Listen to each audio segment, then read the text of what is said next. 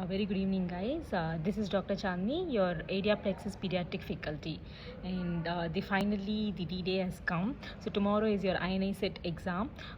So finally, all your hard work, your sleepless nights, and so much of effort, everything is going to be paid off tomorrow. So first of all, I would like to wish you all a very best for the exams tomorrow.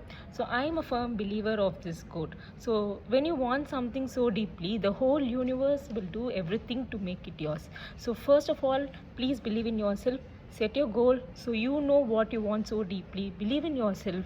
Definitely the rank and the seat will be yours. So do your hard work, put your best. Do not ever think about the result now.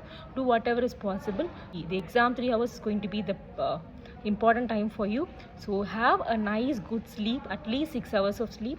Please have your breakfast and then go for the exam.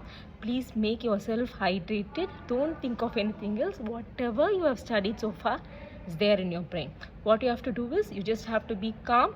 Everything will come to you on the exam. So you will remember everything and you will definitely get your desired seat. So thank you and wish you all a very, very best. Thank you.